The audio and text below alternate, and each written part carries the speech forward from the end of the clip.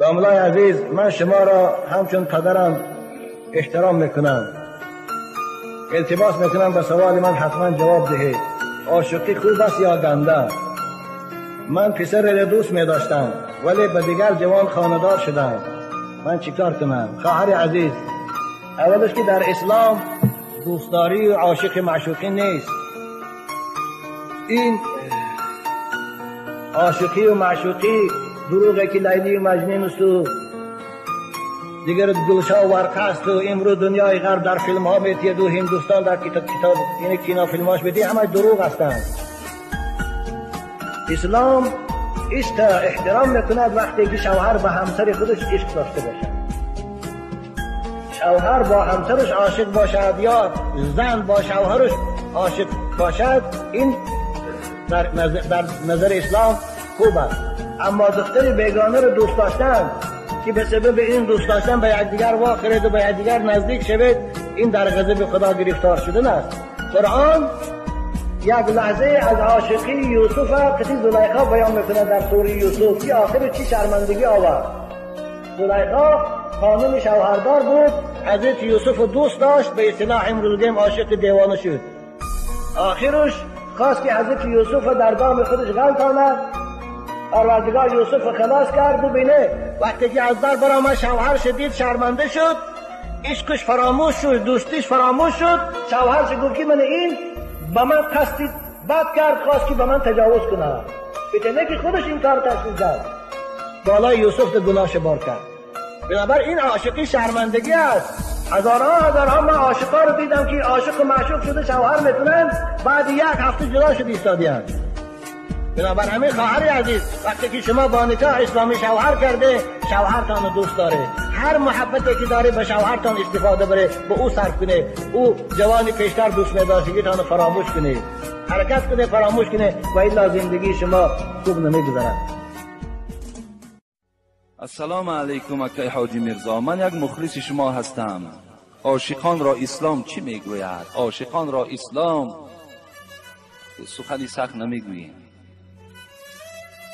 عاشقی این جایز نیست در اسلام.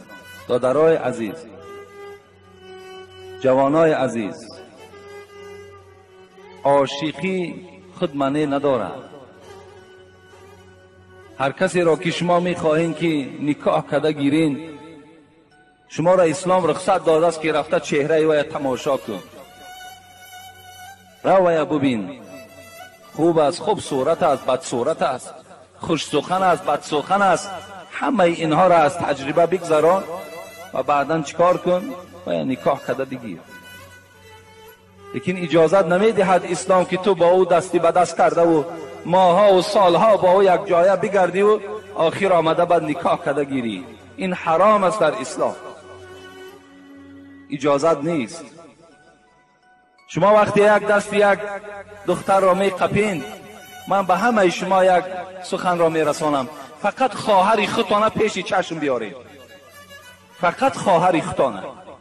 وقتی تو دست یک خواهر برادر می قپی، هیچ وقت نیتی تو نیتی پاک نیست، تو دروغ میگوی.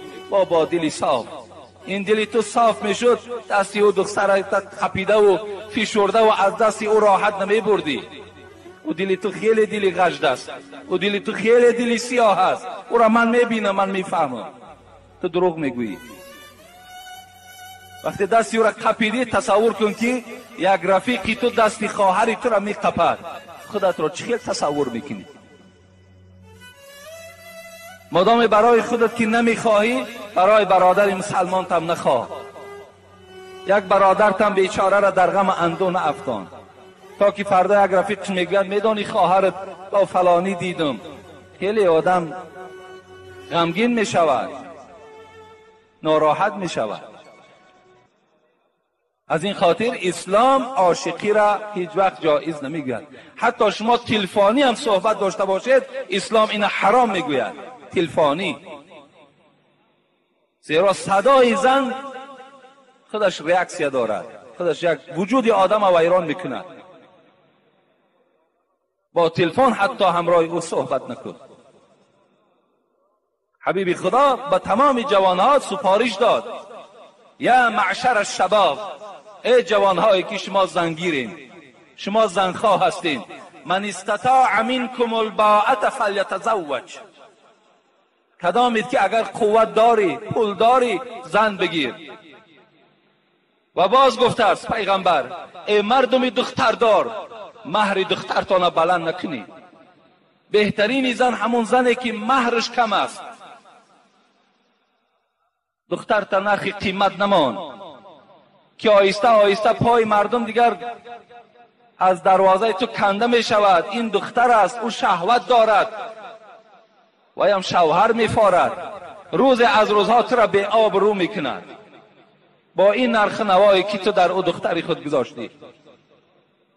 جوانها را می گوید کدامت پول داری، مال داری، زن بگیر. فإن لم یستطیع، ای حبیب خدا اگر نداشته باشیم چی؟ فعلیکم بالصوم فانه وجاء. گفتن جوانای عزیز مادامی که نداشته باشین، خدا شما را صاحب مال و ملک کند و دخترها را، دختردارها را خدا انصاف دهد. شما روزه گیرین تا که شهوت شما، همون شهوتتان با واسطه روزه شکسته شود. روزه بگیرین. گفت روزه شما را مانده میکند، روزه شما را شکسته میکند، همون طغیان شهوت از بدن شما دور میکند. این از توصیه پیغمبری خدا.